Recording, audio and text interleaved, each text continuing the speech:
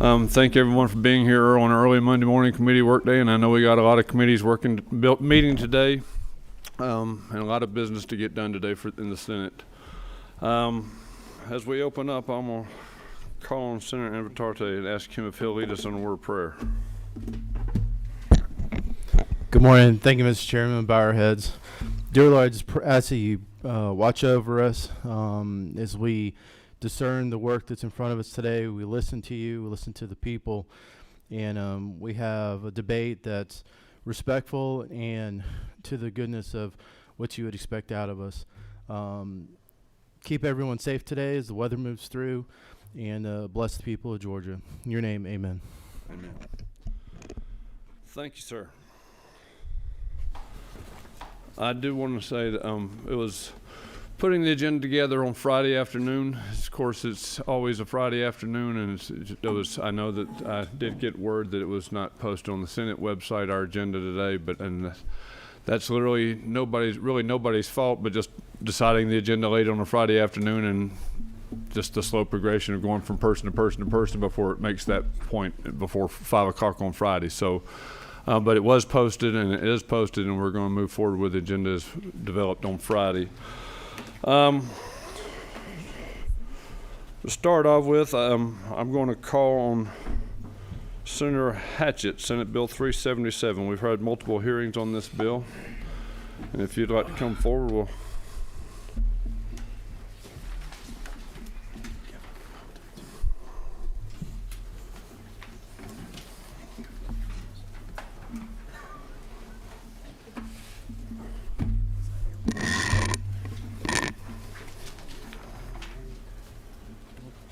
And I understand you have a substitute that you're bringing today? Yes, Mr. Chairman, thank you. I do have a substitute. It's LC 490900S. And I first want to start off by thanking the chairman for allowing the multiple hearings, the public comment. Thankful to all the groups and individuals that came to meet with me throughout this process. We have a product that looks a little different. It's a little shorter, based on some concerns from a number of people and groups. We have decided to make a few changes. You want to put this over here? One of the most significant changes after speaking with several attorneys, professors, several groups, we have taken higher ed out of the bill. Based on the testimony that we had last week in the constitutionality of enforcing something on a Institute of Higher Learning, we decided to go ahead and take that out and maybe address that in another bill. But we have the second biggest piece that we took out was the not took out but changed was the consequences for failing to comply with the corrective action. Originally, we had a 10% cut in QBE funding. Now it'll be a suspension of waivers that the school or school system receives from the state. But the meat of the bill and the intent of the bill is still the same. It's to prevent these divisive concepts from being taught in our schools. The divisive concepts, which are found on page 2, starting with one race or ethnicity is inherently superior to another race or ethnicity. I think the committee should see these are the familiar concepts that I've presented before. And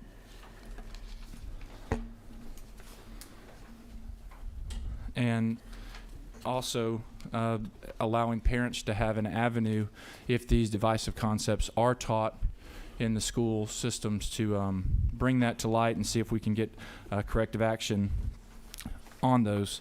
And I want to reiterate, because there's been so many misconceptions about the bill. This bill in no way prohibits the teaching of history, the teaching of slavery, the teaching of the moments in our past that we should not be proud of.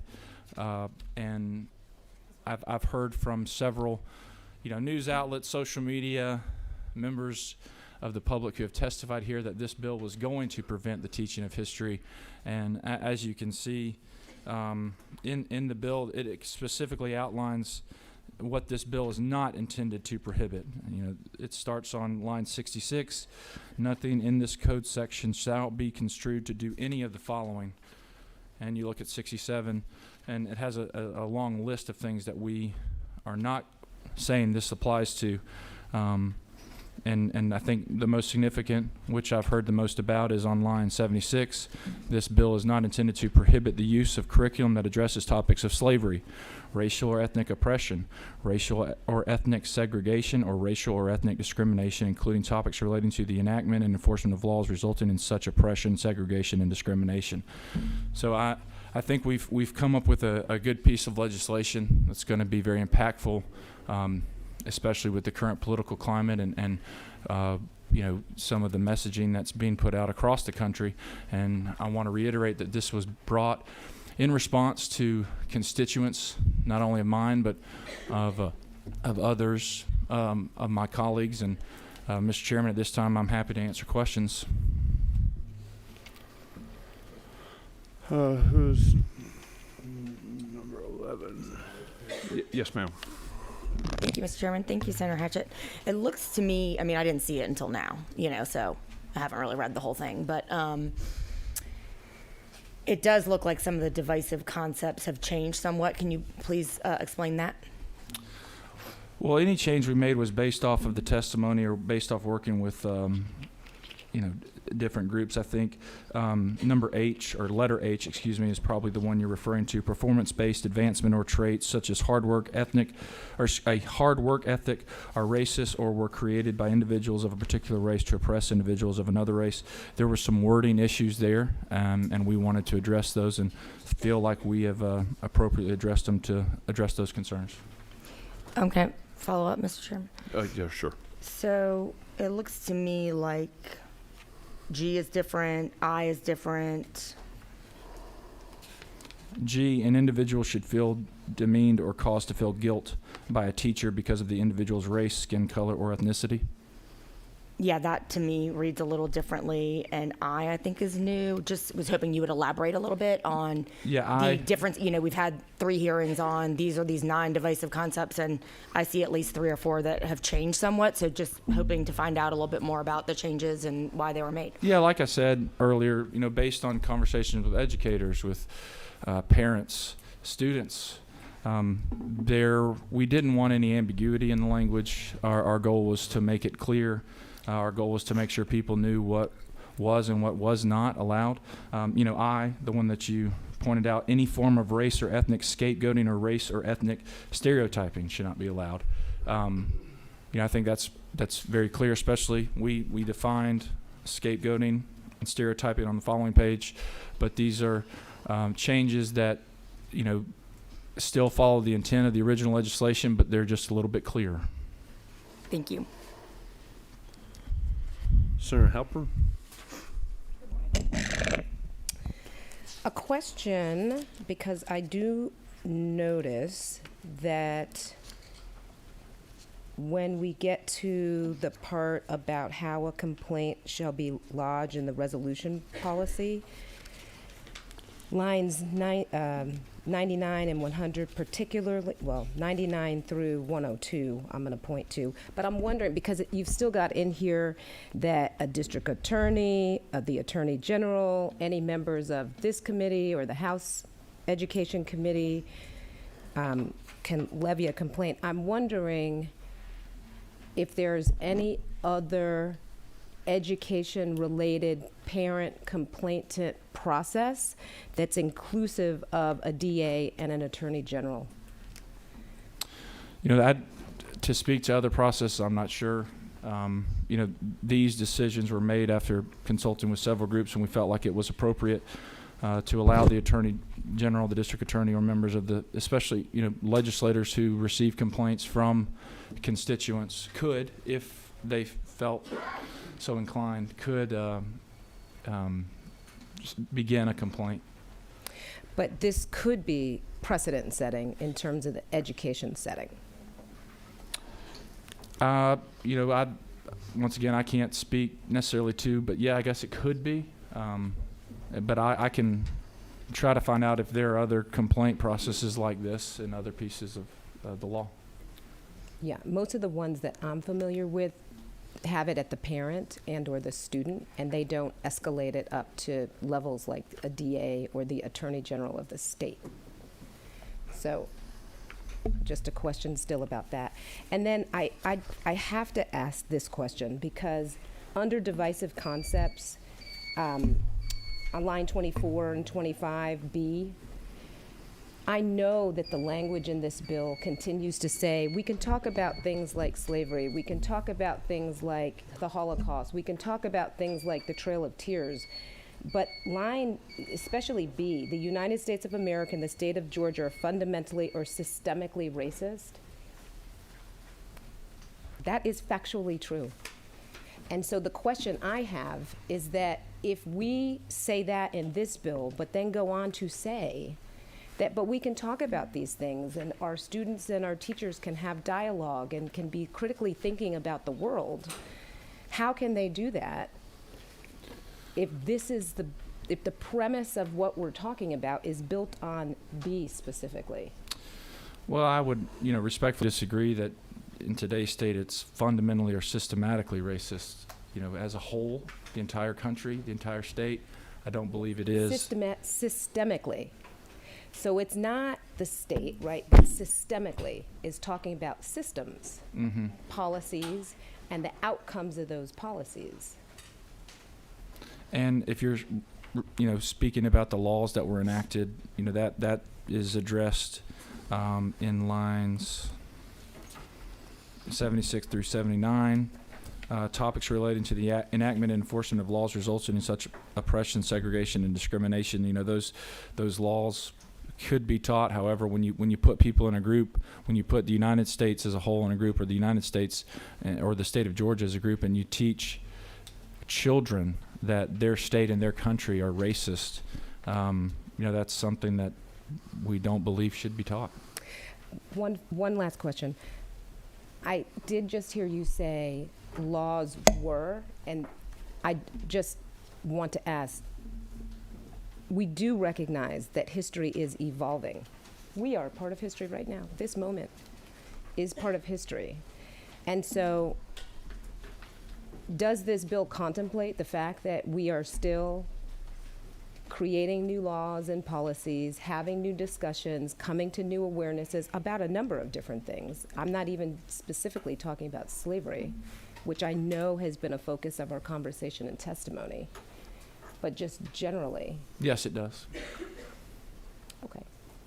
Thank you. Senator Invertorti. Thank you, Mr. Chairman. I do want to go back to Senator Halpern's point. I don't want to belabor the topic, but if we could have, or maybe talk a little further about the complaint resolution process as it relates to lines 99 and 100.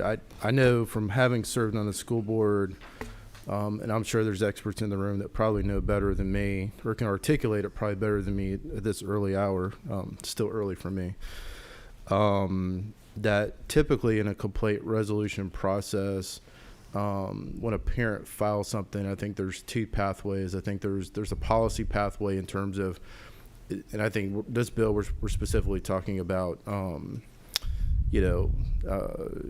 material. We're talking about, what the teacher is teaching in the classroom, like those specific steps.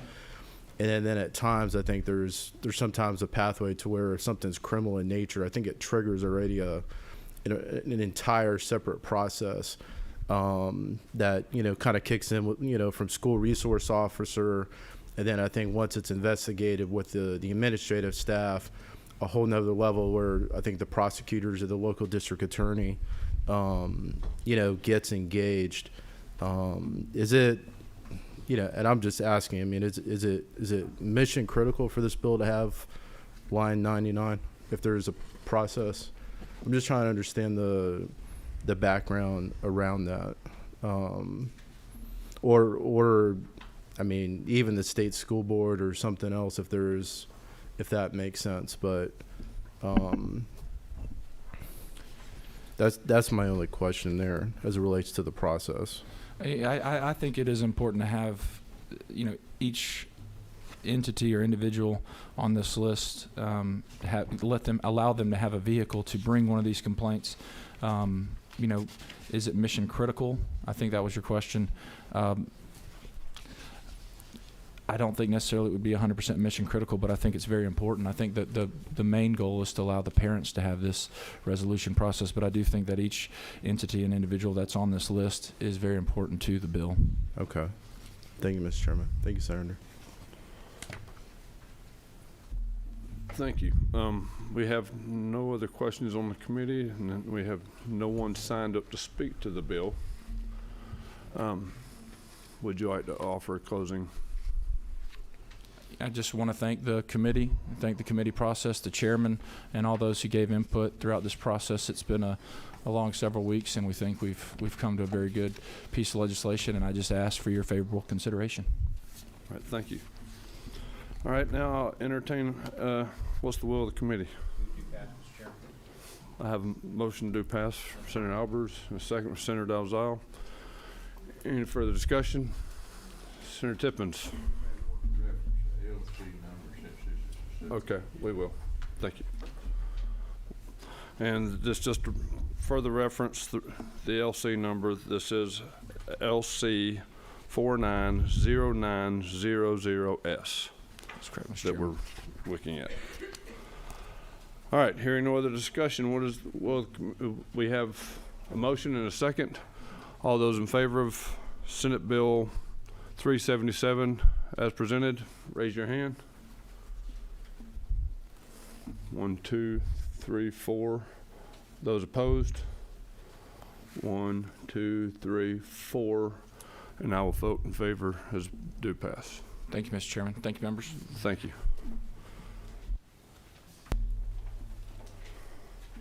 All right, next we have Senate Bill 328, Senator Mullis, our esteemed Rules Committee Chairman.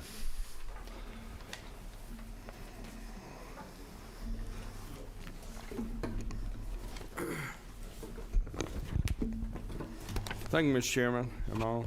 Yeah, I'm on. Thank you for hearing me this morning. It's a beautiful day here at our state capitol. And we're talking about the substitute to Senate Bill 328, which is LC 490929S. Everybody on board? Yes, sir, that's it. All right, and this bill simply creates a new athletic association. It also gives an oversight committee that is appointed by a different group of people. If you look, let me get I guess, let's see, section 1, page 2, starting, I guess, 21, you can tell who's appointing who, and I'm very open-minded if the committee has a different direction they want to go on that. Also, the new athletic committee would have to reimburse mileage for over 25 miles. And, you know, that's another mileage I just came up with. I'll be open for a different 25 miles may be too small, but they're sending schools all over the state of Georgia and 100 miles. And, you know, a lot of schools, especially the smaller ones or maybe even private schools, that's a pretty big expense when the gate don't bring in enough money to validate that. So we're just trying to get a hold of things. As you know, and the Georgia High School Association, Mr. Hines and others are here today, but they have mistreated every high school probably in the state of Georgia at one time or another. And you have constituents who have come to you and told you that they had mistreated them unfairly. And their appeals process seems to be just, I guess, a procedure to go through with very little change sometimes. But I'm on Senator Robertson's Oversight Committee, and it has no teeth, and I think they ignore us most of the time. In fact, they told their members to never bother us, they're not to call us because it's none of our business, basically. Now I'm telling you my perception of that.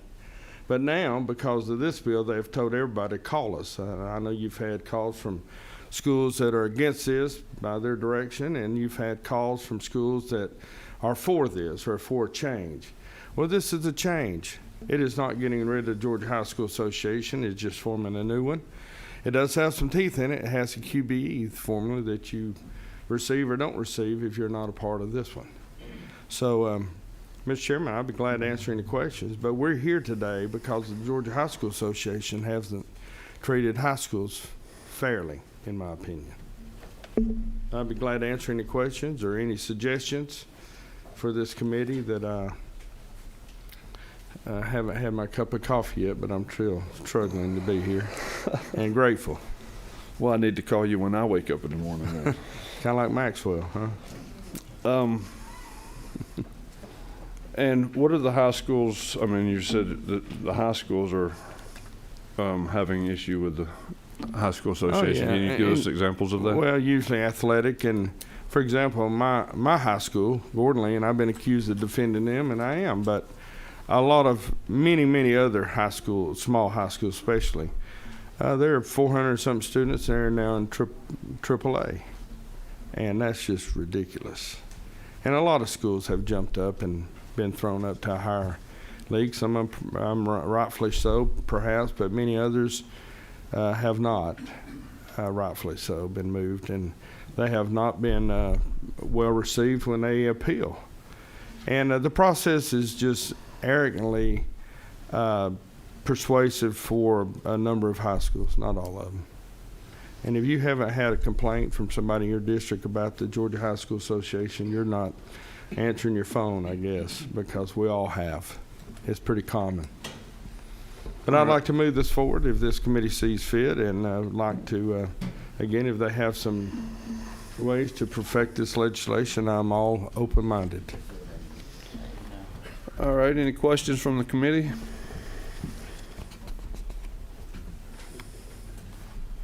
Senator Vittordi.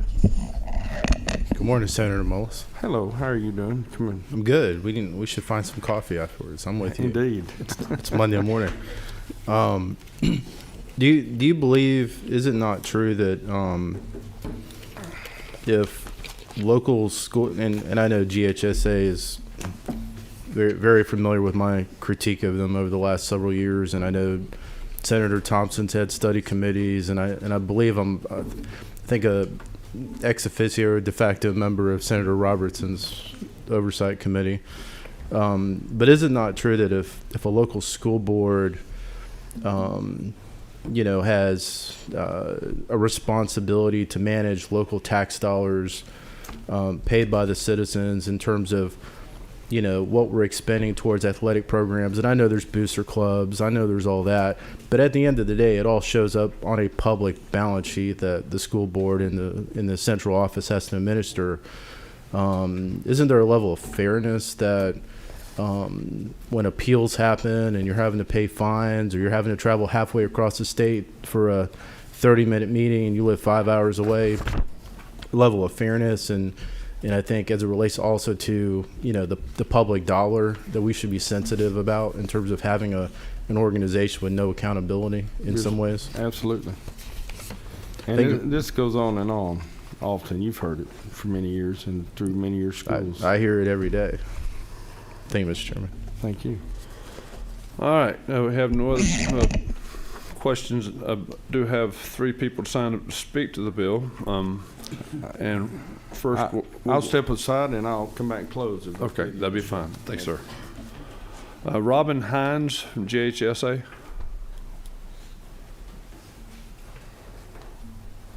Morning, sir. Good morning. Appreciate the opportunity to speak to you. I'm Robin Hines. I'm the Executive Director of the Georgia High School Association. That means I'm an employee.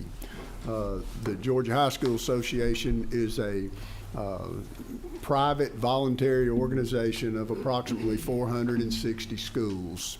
And they are governed by, it's much like the way that you are. It's the General Assembly, the people that serve on the executive committee that govern the Georgia High School Association is a group of 74 people who are elected, one from each region. There are 64 regions. It's a representative body. They're the Superintendent's Association, the School Boards Association, the High School Principals Association are all represented as well, and there are some at-large people to account for diversity and females on the board as well. We are opposed to this bill. We don't think that this bill is needed. You know, what this is stemming from is the latest reclassification, and it was one to where the board, the association, tried to deal with the competitive balance issue, and because basically that some schools didn't end up where they wanted to be, there's where the problem is. Now, when you got 460 different schools, you've got over 400,000 athletes that are eligible. You know, to be able to have nobody complain about anything is a bar that's unattainable. I mean, it's just not going to happen. I will say this, that through the process that has caused all the ire, each classification is voted on individually. In single A, that's divided into a 1 and 2 level, and in the lowest level, the vote was 64-2 in favor of this process. In the second one, it was 65-1, and 2A through 7A, the committee voted 66-0 to approve this. Is it perfect? Absolutely not. There's some things that I have fought for, and will continue to do that. And mainly it's scheduling and travel. I think we have too many classifications, and I think that we need to contract, and you know, I'm on the record of saying this over and over again, that we need less classification so that we can schedule and travel is less. But there are some places in the state of Georgia that you can't solve everybody's problem. You know, for instance, Camden County is going to be in Camden County. Moultrie is going to be where Moultrie is, and it's going to be difficult. But we can do that. I think that, you know, what the issue is out-of-district students, you know, the data bears out that they benefit the school as far as competitiveness is concerned. And the full committee voted to make that count for something. Now, I think that we can do a better job with that, you know, but that's where we are. But we're certainly, you know, opposed to this bill. We don't need to create another nonprofit association, and if this bill were to go forward, there would be eligibility issues that are, you know, it says that, you know, the original bill, I hadn't seen the sub, you know, but, you know, it says a student will be eligible regardless of where they live, where they went to school last year, who they lived with, or where they live now. You know, that whoever is got the best facilities and whoever's winning, kids are going to end up there. You know, I look in situations like, you know, Lee County has a great school system. They have great facilities and this sort of thing that maybe the next door neighbors don't have. And that's going to be that way. The bill does not have representation of the schools the way that that is currently going on. And so I'll be glad to answer any question from anybody at this time. All right, thanks, sir. Senator Dolezal. Thank you, Mr. Chairman. Thank you, Mr. Hines, for being here. Mr. Hines, I haven't been around this building for too long. This is my 4th session. But I'm a little surprised because from the very first time that I arrived here, I've heard of issues from my constituents and from fellow legislators with the Georgia High School Association. But you referenced that the only problem is the recent reclassification. Can you help me bridge the gap between the fact that I've heard over and over again about issues with transparency, accountability, accessibility, responsiveness, budgeting, et cetera, yet the assertion that you just made that the only problem is the recent reclassification?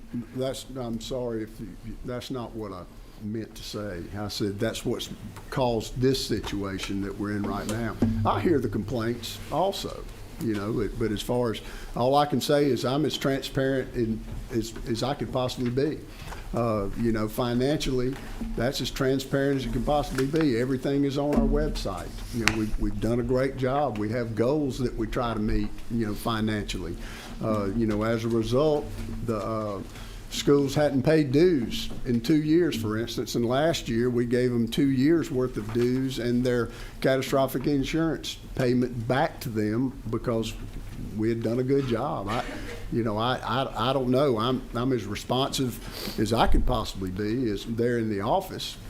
Our situation, we've become all online, electronic within the last 5 years. The turnaround time where hardship used to take 3 weeks and all, it's usually done in the same day that it's submitted. If there are specific issues or that you would like for me to address, I'm happy to do so. Sure. Could you walk us through, just for the benefit of myself, maybe other members that aren't aware, how are you all funded? What's your budget? You mentioned the 2 years of dues, et cetera. Could you give us maybe more of a high-level view of the finances? It's approximately $5.6 million. And how is that? What are your funding sources for that? Well, it comes from gate receipts. It comes from vendors that we have. It comes from sponsors, partnerships, those type of things. And how much money do y'all currently have in reserve? We try to keep 1 year in reserve. If we are over 1 year, then that's when the money goes back to the schools. Great. I'd be curious to hear, what I was hoping to hear, I should say, was some acknowledgement of the issues, a plan to remedy the issues, rather than a minimization of the issues. And I'll give you one example of one thing that I've heard. I have a constituent who actually happens to be a member of this General Assembly as well, and has had a question around rules as it related to a track and field sport, and was trying to figure out who set the rules, when the rules were set, and was told, well, it's a committee. Well, are the meetings open to the public? Well, yes, they are. Where can I see where the committee meetings are open to the public? When are they meeting? Well, that's not public. We don't publish that anywhere. Well, then how are the committee meetings public? Well, they're public if you want to show up. Well, how do I show up? Well, you can't show up. So, and that's somebody who has what I would say is, pretty high level access and somebody who I would think that you'd be responsive to. So I intend to vote in favor of this bill primarily because this is the most responsiveness that I've seen. But I think that what would be helpful for you all would be maybe if you could take just a couple minutes and unpack. I assume that everything that we're hearing you all have heard as well. So I would like to hear issues that you all have identified with the association and what remedies are in place, or what remedies you personally maybe would like to see in place, so that we're not sitting here having these conversations every year, because this is a conversation that I've heard every year in the 4 years that I've been here, and quite frankly, we need some resolution. Well, first I would say that the meetings are open and the meetings are published. They're published on our website. Could you point me to where? Because I just spent 10 minutes trying to find them and couldn't. GHSA.net. I'm aware of that, but where on how can the folks navigate on your website to find the meeting information? When the meetings are coming up, it's on the front page in the rolling picture thing on the left. As far as rule changes for appeals, around appeals, that's on the front page of the website? Rule changes for if there's a question around a rule, for example, this track and field, and you may know who I'm talking about. I do. Okay. I do. And we were responsive to him. I'm at a loss, really. I would encourage y'all to connect, because I think and maybe this is part of what we're seeing here is this disconnect between the impression on that side of the table and the impression maybe from us and the general public. But I'm sorry I interrupted you. I would love to hear more about. I think every organization has room for improvement. No question. So what have you all identified for this year as being the primary challenges that you want to overcome as it relates to maybe even PR? Well, the primary challenge has been the reclassification always. That's always a difficult thing. It's kind of like, when you guys redistrict and all that, everybody's not going to be happy. I know as a school superintendent, when we had to redistrict, when a new school came online, wherever you draw a line, somebody's going to be on the other side of it. I understand that. The way that I think that could be better is what I've already described. I think that we've gotten too many classifications, currently. I think we are. We had 17 schools, private schools, that left. The focus has been trying to have the same rules for everybody. Like for instance, in the past, all the private schools had the entire county. There may be 5, 6, 8 private schools in one county. They have the whole county, whereas the public school has one small sliver of that, you know, and so they were given a zone for where the public school is for where they sit, and there was some that didn't like that, and they left and went back to GISA, which creates further problems because those 17 schools that left, you know, as football playing schools, it puts the private schools in a bind of having appropriate competition, you know, the same thing as everybody else. So, you know, I think that needs to be addressed, you know, and I would say that, you know, given the way that the votes went down, which is certainly a representative body, you know, then the association certainly agreed with that. And that's from, you know, the south to the north, east to the west, the entire representative body said that. You know, as far as, you know, the way that we were characterized, you know, I've given my cell phone out to everybody in the state of Georgia, you know, and I always answer that, and, you know, and I talk to people and we discuss the problems. You know, we give everybody every opportunity to appeal, you know, and the majority of appeals were granted, you know, by the committee. You know, there were some that weren't. I mean, did that help? I think that what I heard is that everything's awesome, and we just need a couple less classifications. So I think that maybe it'd be helpful. What would be helpful would be to have some conversations offline around some of the concerns that we're hearing, and maybe we can directly put you in contact with some of those folks, because I don't know you personally. I'm sure you do a fantastic job and that you work hard, but there is a disconnect because this has been an issue that has been going on that I've been hearing about, and I'm not somebody who has a child in high school sports, so I'm disconnected from it. My only touch point is the constituents and people in this building who are pretty consistently, in my opinion, too consistently saying that they're having issues. So I'd certainly appreciate you being here, but maybe this would be best continued offline. Okay. Be glad to do that. You have a couple more questions. Senator Sims? Thank you, Mr. Chairman. Good morning, Dr. Hines, and thank you for joining us in this discussion.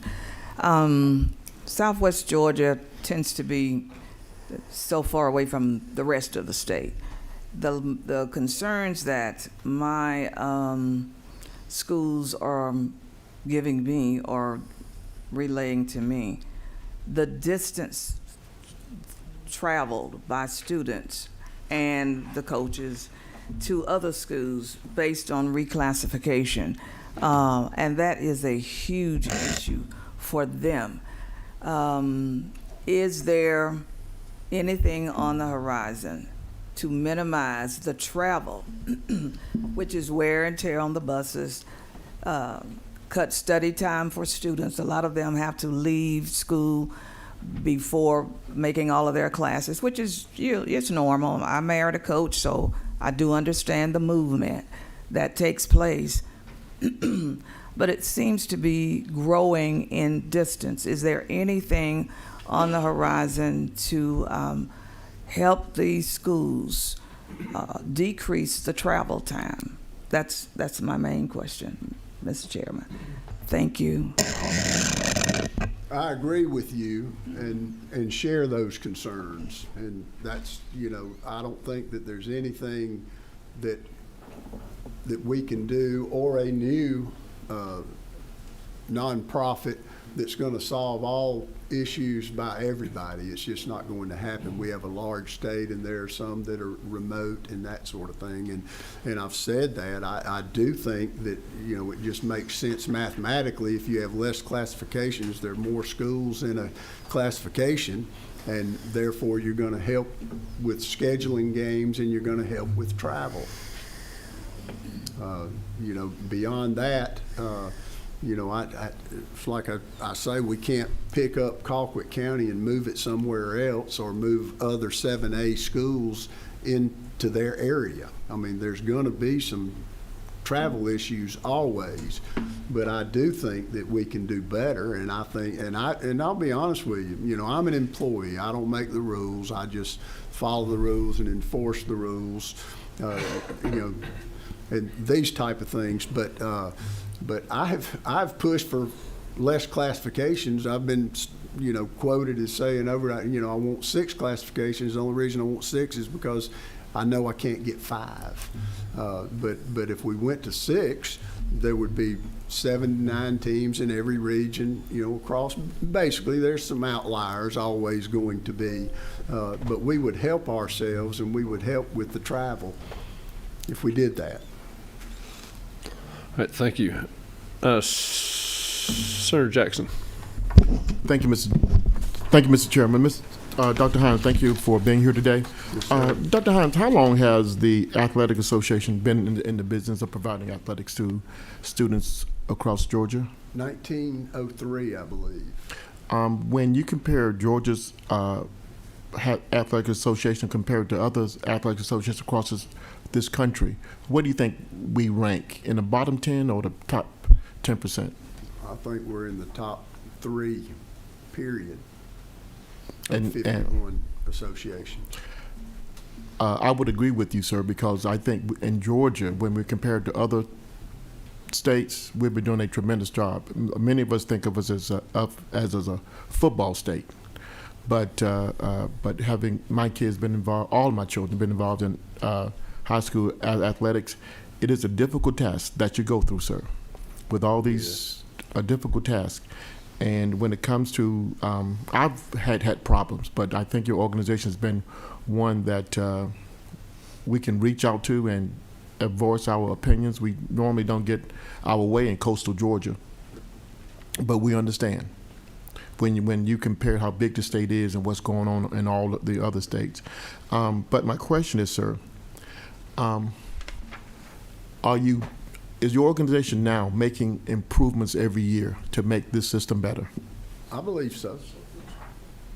I believe we are. We've streamlined our processes with turnaround time for correspondence is much faster than it has been, as I described earlier. I personally look at every hardship. For instance, there's about 1,000 of those every year, and I've always taken that to behind every hardship that's put out there is a kid who's waiting to play. And so for us to be able to move and increase our technology, we've been able to turn that around. And except for, when I'm out of the office here or, places like that, it's going to be it's done in the same day. Very rarely is there any eligibility that's not taken care of on the same day. I think that's a huge improvement. I think that we've done a better job with our finances, over the past few years that has provided a benefit to our member schools. In the history of the organization, they've never not excused dues before. We were able to do that, and of course, last year we had a really good year in the stock market, obviously, that helped out as well. But some of the processes and partnerships that we have done has diversified our revenue streams that have made things easier for us, so that if you have a rainy weekend for the football championships, it's not going to tank your entire budget. All right, sir. Do you see there's a need for an oversight at this time? Well, we've got an oversight committee. We haven't met. We've had one Zoom meeting, and I'm certainly open to that. Okay, But so I would like conversation. Sure would. so we already have an oversight committee in place. Yes. And is it of your opinion, Dr. Hines, that we should let that oversight committee work? I would, yes. I would welcome that. Thank you, sir. All right, Senator Tarte. Good morning, Dr. Hines. Good morning. Would you mind, if you're willing, tell the public what's your salary? About 180,000. Okay. Can you walk through your beliefs or the GHSA's beliefs regarding the recruitment of middle school students before they've entered high school in terms of playing high school athletics? Like, what is your belief system in terms of, should other school districts be going into other counties recruiting students while they're in middle school, creating kind of a questionable environment between two school districts or the community, which sometimes kind of leans on potentially inappropriate recruiting. I know they're not playing high school athletics, but it's kind of teeing up to that. What is y'all's belief system as relates to middle school students? Well, the way the rule is applied is recruiting and undue influence is not allowed, and you have to look at the definitions. And I'll just give you an example. If there's a coach at one school and they give private lessons, okay, if they're coaching that kid and then they end up at their school, that's undue influence, and that's in effect 12 months prior to that child entering high school. So, but no, they should not. So if we're seeing students potentially and their parents enrolling in a neighboring school district with basically what appears to be that they're going to be playing high school football in the next season, and there's multiple families recruiting and posting on the social media, that would something y'all would want to investigate, I would assume. Yes. Okay. Thank you. Thanks, sir. You have no further questions. All right. Thank you for being here. Thank you. Next, I'm going to call on Senator Randy Robertson, who's chairman of Oversight Committee.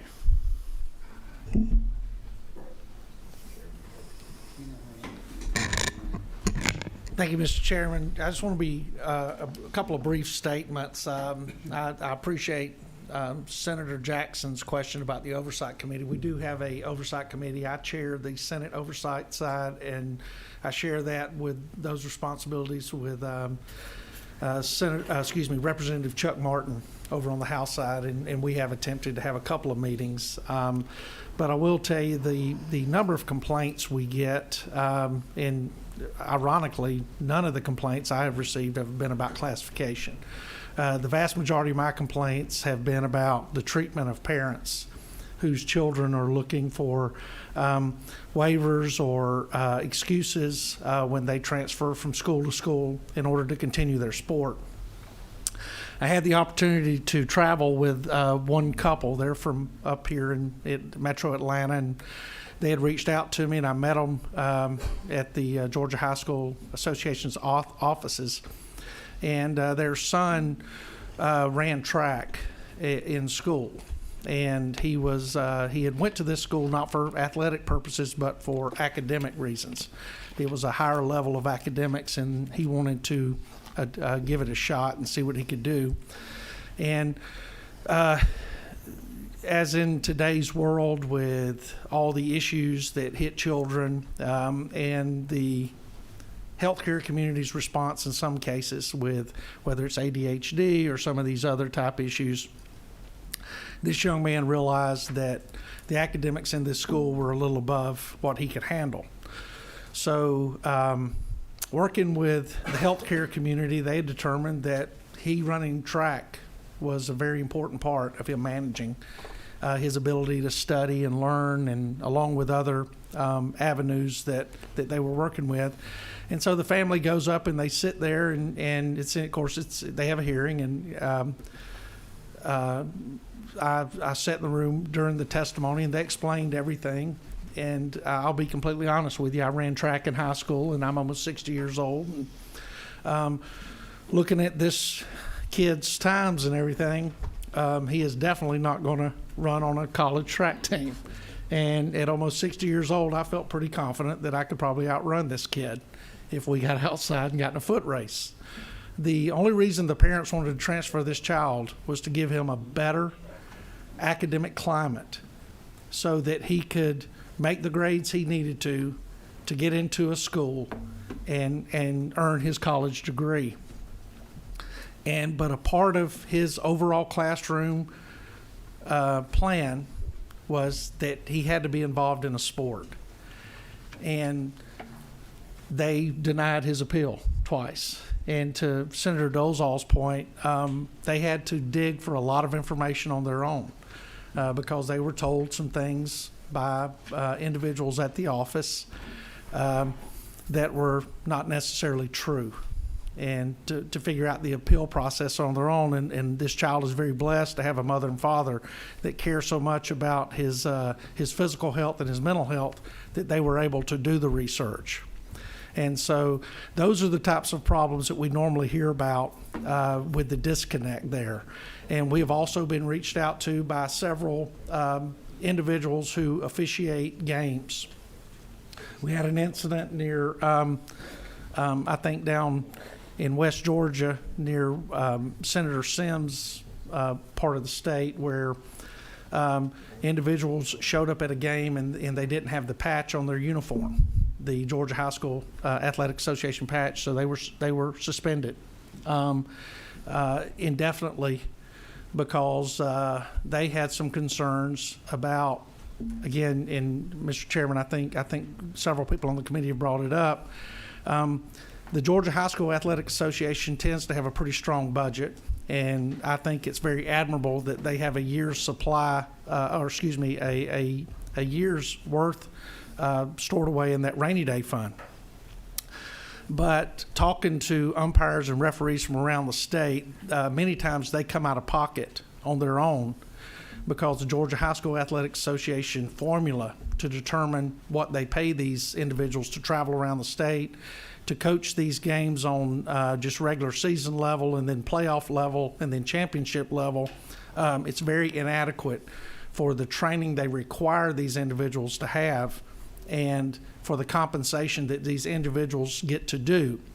And it would be easy for me to say, and I did ask one of them, I said, well, if they don't pay you enough, then why do you do it? And they said because they've had children that have grown up in the sport, they fell in love with the sport, and they feel obligated to the boys and girls that go out and play these sports. So I think there are some issues with it. I think the Oversight Committee should meet and discuss this, but I do think we need to add some teeth to the Oversight Committee, because what we have is a monopoly that have their hands around the throat of athletics in our high school system here in the state of Georgia. And a lot of people see them as bullies. And I received several calls from athletic directors who opposed this legislation. And when I asked them why, they said, because that's all we have. They didn't say it was the best. They said it's because all we have. And also to Senator Jackson's question about, do we have the best in the country? I've looked all over the country, and I would challenge the top three, unless it's a self-serving group that's doing it. But I have found them in Texas, I found them in Illinois, and I found them down in the Sunshine State that I think do a much more open and transparent job of making very difficult decisions. So with that, I will conclude my remarks, and I appreciate the opportunity. Do you have a question from Senator Jackson? Yes, sir.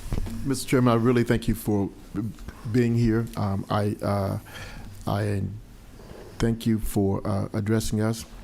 I too, I played football and track, and in fact, my son, I'm proud to say, was a 1A champion in the 400 relay just last year. And so we follow track and football all year round. And I've seen the way Florida does that system, and Texas. But I'm gonna tell you though, and what I like about Georgia is we have rules, and we have history, and we have rules, and we have history. But when you go out into Florida State, they like throw all the rules out. If you want to move somewhere else to play, you can play. But I like a system where there is structure and there's a set of rules. And I appreciate your willingness to serve on the Oversight Committee. I think the Oversight Committee will do a stellar job. But I think we would like to give you a year to really look at doing your job and come back and give us recommendations and see if it's really working for us. I think but I really like, when I talk to other parents and other high school associations in other states, they really appreciate Georgia and our system, and I do too. But thank you, sir. And I appreciate you. Thank you. Thanks, sir. Next, we have Robert Costley, GAEL.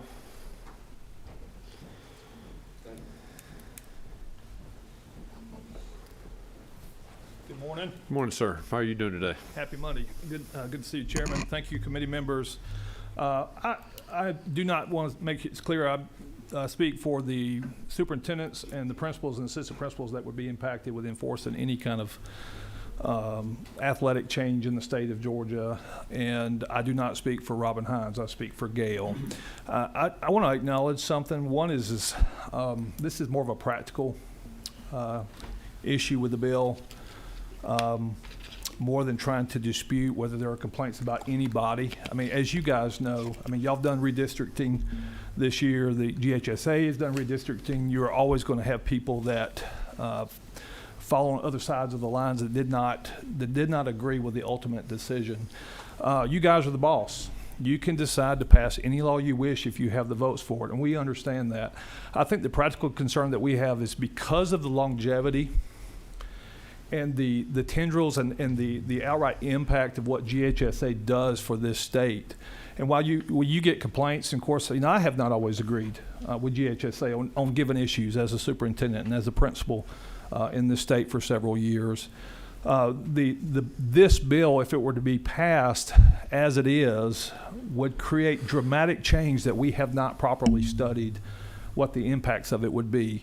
For instance, to say that, I think it's in lines in around the 30 range, to say that the student's eligibility shall not have anything to do with whom they live with, where they live, etc., but the association will make rules prohibiting recruiting. As you know, that our kids are sometimes in the middle of systems, private schools, public schools, that obviously want the best athletes, that that want the best opportunities for their teams, etc. It's just part of human nature to create what in essence would be a transfer portal, which has been controversial even in college sports, and we're just now starting to see the impact of the transfer portal in college sports. Well, now we're talking about minors. We're talking about students that don't always have a say-so where they go, because they're minors and they live with their parents or not, and that's the whole point. What we'd like to ask is if there are concerns about transparency. I mean, I think this body has every right to ask questions and to expect transparency and accountability from any organization in this state. And in fact, I think that's your duty and that's your role. What I'd like to ask is there are a lot of people that will be impacted by this law, and there's a lot of good that GHSA does that is taken for granted that was not mentioned today. Of course, you get the complaints, but the day-to-day things that just go well, you don't tend to get those calls. The organization of the games, the refs, the safety pieces, the relationships even with stadiums, et cetera, that happen in this state that would have to be renewed, the impact on the kids, et cetera.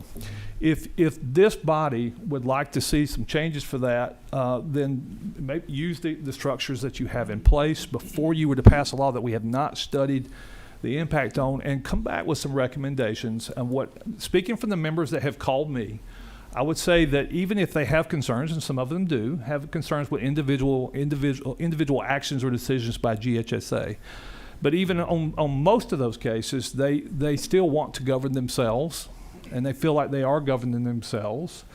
And what we'd like to ask is for an opportunity to work with the author, work with the stakeholders that are involved, and provide you recommendations from our folks as well, so that whatever bill is passed, if it is passed, it is informed by the people that are actually enforcing these things. So we're not here to fight the concern that you have.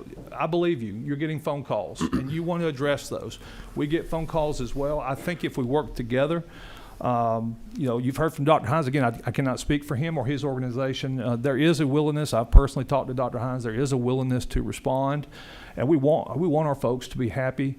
My concern is if you pass this bill, it has not been vetted with the majority of the administrators, the impacts of those things. I don't doubt that the author has received calls, and the author has stated some concerns about some of the feedback you have. But the fact is there's a bunch of really, really good people, athletic directors, principals, and superintendents that are administrating these laws, and they've been working. There's a lot of things that work really, really well with GHSA. To throw the whole baby out with the bathwater and not know the impact without that feedback, without some study. And let's come up, if we're going to do a bill, let's do a bill that actually works.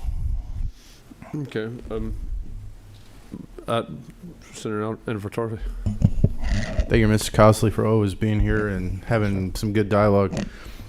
The only thing I would push back on that, and not necessarily a negative way, is but we've had study committees, we've had conversations. I know as individual legislators, I know from time to time with regional leaders or local leaders, I've had them when I was on the Paulding County School Board.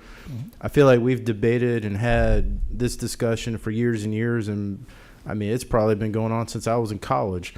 And it's kind of like, at what point, like, and I'm not directing this at you, but in the totality of the situation, like, is this really going to be taken seriously? Because I know the challenges that Senator Mullis may have in his communities and his counties are different issues than I have, and I know in my counties. You know, and I'm growing, you know, very weary and very not just sensitive, but concerned about what do we do in the middle school kids, and you know, what is the appropriate manner in which, you know, families are being engaged. And, you know, and I'm not going to speak for my principals or for my school district, but, you know, the question that I hear from parents who are involved in, you know, these middle school teams is like, you know, what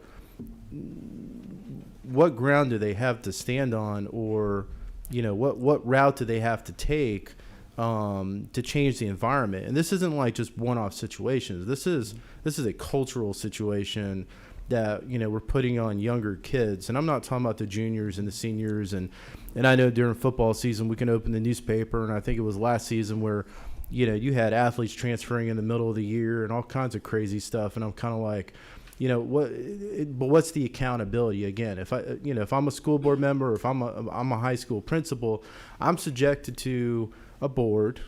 And yes, I may have representatives on that board, and I know Paulding County has had representatives on that board, but I'm subjected to a board that, like, I'm probably going to lose to in most cases if something's really going on. And that is all I have heard about for years out in our part of the state in particular. And I think the other concern is the constant, you know, having to travel down to Thomaston, Georgia. I think it's been asked before, you know, what can be done. I think even to Senator Sims's concern, you know, not just around the travel of classification, but like the cost and expense. And yeah, maybe some of that's reimbursed. But I mean, you're still taking a teacher, administrator away from their district for hours and hours and hours, having to adjudicate these situations, which, I mean, this is 2022. So, I mean, either we can open some other offices around the other state if they have, you know, money in the bank, make it virtual, whatever we got to do. But I feel like we just keep coming back to this situation. And I mean, we can kick the can down the road, but I think I don't want to put words in Senator Mullis's mouth or my mouth or Senator Dozal or anybody up here, but for a change, like, maybe the high school association should be proactive and bring us those recommendations instead of us sitting here begging and pleading for our parents and our coaches who feel like they're just getting beat over the head every single year. Like, at what point are we going to meet everybody in the middle and create a healthy situation? And I think the step Senator Mullis is taking, while it may seem bold, right at this very moment, it seems necessary in order to move the football. No, you know, not to use a athletic analogy here, but to maybe finally make some progress after a number of years here. Otherwise, I don't know what it's going to take to, you know, for folks to understand that our community, it's not about me or anybody up here, it's about our communities, for us, for them to take us seriously and those communities seriously. Because if we don't say anything, then who's going to say it? And it's just going to continue on and on and on and on. So I don't really direct it at you. I know you're kind of caught in the middle. I know your staff's caught in the middle. I've talked to many of them about this issue. But at the end of the day, I mean, we got to move the football and figure out what is a healthy way to do this, but also, too, to make sure we're protecting kids from, you know, them almost being preyed on to move to other school districts because they want to win a state championship. I think there's appropriate levels of how we do that and not do that in Georgia. Thank you, sir. Senator, I appreciate the comments, and in many ways, I agree. I mean, if you're getting concerns and you want answers and you deserve answers, and so there's a couple of things that I would say. Is one, again, you could theoretically vote for this law and pass it if you have the votes this year. What I'm saying to you is that the question you asked is if we kick this can down the road. I don't think you're kicking down the can. If there's no doubt the author has gotten many people's attention. He's representing his constituents, and they were concerned. And we're here today, and the job was done. There are a lot of good people in this state that do want change as well. I think what I'm asking this committee to do is if we're going to do change, let's do it right. Let's do it right. So if you could theoretically not kick it down the road by asking for certain things on transparency, asking for GHSA to provide recommendations on how you respond to those concerns, et cetera, before we totally dismantle, which is almost, we'd have to agree, is a total one side of the spectrum solution, before we totally dismantle an organization, which in many ways is doing many things right. And again, you don't get those phone calls on the things that they're doing right. The impact on the kids, if we were to create a total open, no border policy to where we play ball or how we compete in literary or whatever. There's one other misunderstanding I'd like to address is that it's not GHSA technically that is paying refs. And the playoffs is a totally different issue. The refs are represented by their own associations who set their prices for just regional play, athletic play in the regular season. And it is the systems that are reimbursing or paying refs for mileage and for fees, et cetera. So there's a whole piece to this, not just GHSA, but our own relationships with the regions that we have. So the ask would be, Senator, is if you want change, you have a right to ask for it. But if we're going to make it, this would be, we'd have to agree, a very, very extreme change, whereas we're arguing it's possible we can make a lot of people feel better about the process with some graduated change, and I think we can all be happy. And again, the last thing I'll say, and I just appreciate the ears, let's say that you pass this as is, and you create a brand new athletic association who's going to have to make decisions on regions and on appeals, et cetera. I do agree with Dr. Hines in this one respect, or in many respects, but this one respect is that this new association will be in charge one day that you put together.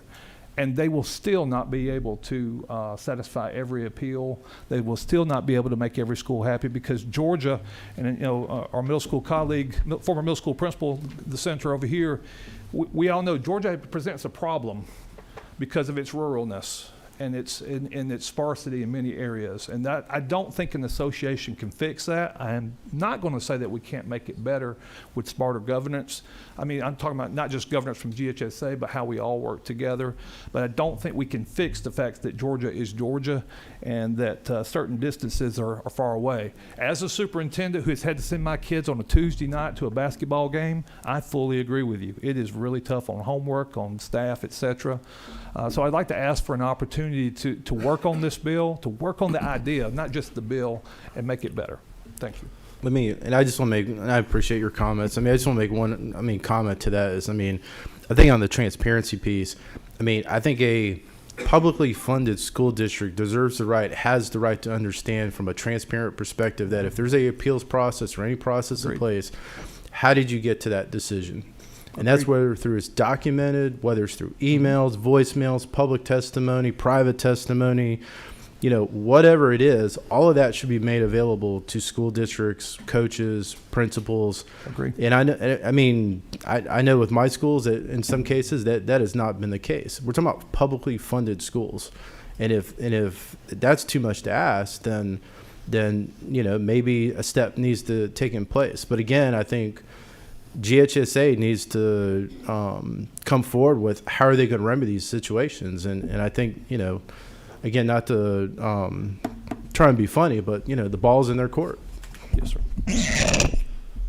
Senator Sims. Thank you, Mr. Chairman. I didn't get your last name. My name is Robert Costley, ma'am. Mr. Costley. The legislators that you see here on the committee, along with the author of the bill, are all representing different segments of this state. I have 11 counties, which means there's a lot of interaction covered in Southwest, that I cover in Southwest Georgia. I think the biggest concern, and I guess we've said it, is the autonomy of the organization. And that's been a big concern. And as long as my constituency is not happy, and this has been ongoing, it's not just something we heard yesterday, it's something we've heard for a very long time.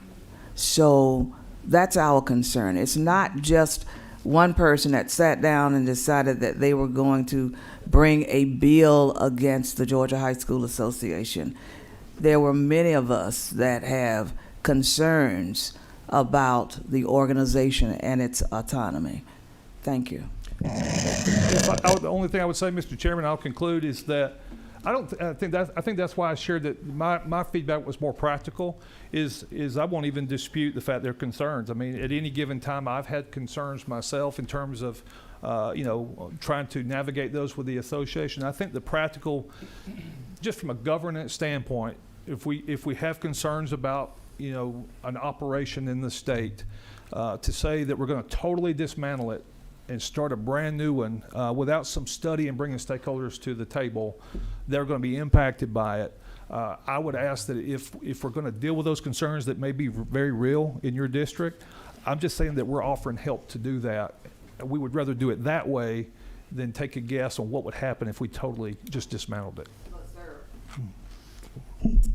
But sir, it's not just my district. I think many of us have already expressed concerns about this, and these are ongoing complaints. So if you've heard them year after year after year, when were you going to fix them? Well, I think what I'm saying is I'm one of the stakeholders that's been impacted by GHSA as well. So in other words, I'm not GHSA. I'm a stakeholder that has been impacted by GHSA policy. So I won't dispute it all. I think from a practical standpoint is I'm not going to dispute, I don't think Dr. Hines has disputed that there have been concerns. What I'm just saying from a practical standpoint, this bill, I'm not arguing that maybe something that doesn't need to be fixed. This bill would be an extremely radical, extreme action to take. And what I'm saying to you is our leaders would be willing to help work with GHSA and work with you to come up with something that more people are happy with than this solution that is in this particular bill, is all I'm saying. We're offering to help, not defend or hurt or oppose. Senator Dolezal. Thank you. I'll be quick. I just want to echo Senator Sims's point. In order, you're offering to work with GHSA. In order to work with GHSA, GHSA has to be willing to work with you. Mm-hmm. And when given the opportunity to identify shortcomings, there wasn't one. It was basically, well, people are mad about the realignment and the redistricting, and they get mad, and that's the nature of it, which I would agree with. It is the nature of it. And they'll get over it, and you all forget about this. And my phone number's out there. I mean, I looked up the appeal thing that was mentioned. There's an appeal process tomorrow. No location on the website, no time on the website. How do I go? I can't. I would like to have thought that we would have heard, hey, we got with Senator Mullis. We've been hearing from Senator Black when he was in this chamber for 10 years about his concerns. We've talked to Senator Thompson. A lot of the senators who have repeatedly and publicly expressed their trepidation with the state of affairs. We've identified these 3 top-line issues. Here's how they're going to be addressed. I would say that what's extreme, and to be practical, to borrow 2 of your terms, it's pretty extreme to come before this committee and pretend like there's no problems. And to be practical, you've left us with but one choice. And we are following the practical path here. And so I want to echo my colleagues' comments because, it feels a lot like bureaucracy when it gets to this point, and now it's like, okay, we'll work together. But we just heard, quite frankly, from the organization, I'm not saying they're not willing to work, but they're not proactively working on making things better and addressing the concerns. And that's my concerns. There's no proactive posture. The posture is, and I said it tongue in cheek, but there is a little bit of that tone of, hey, we're doing a great job and y'all are just confused. When you have this many elected officials who are hearing from their constituents, it's not us that are confused. No, Senator, I mean, I can see the passion in your voice, and I respect it. And I would say that the way that I would respond to that is, I think the ask on our part is that if there are concerns, and there certainly are, in terms of like the offline conversation that you recommended to Dr. Hines, for representing the group of people who actually take care of this business for you, who interpret the policy, what we're asking is I can see the passion in your voice.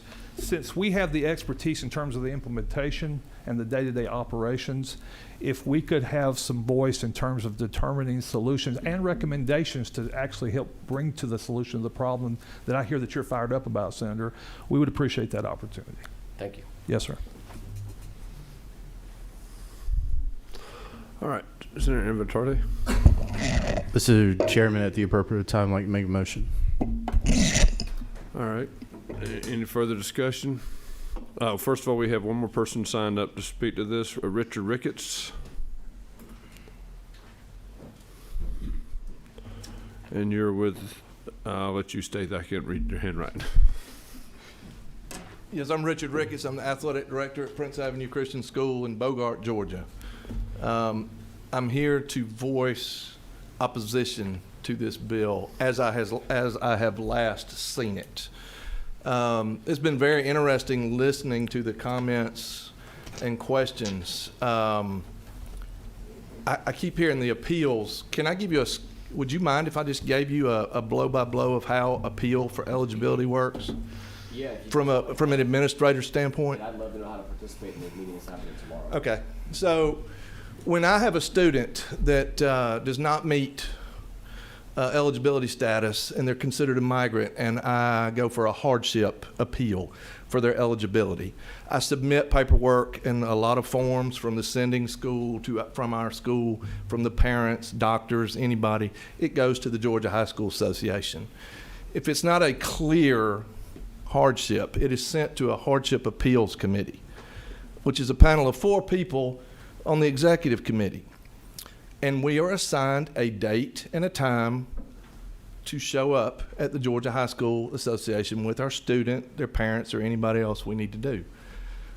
That agenda is emailed to every school that will be at the appeals committee. Those are not open to the public for privacy reasons. Many of these reasons that kids have hardships are not should not be public information.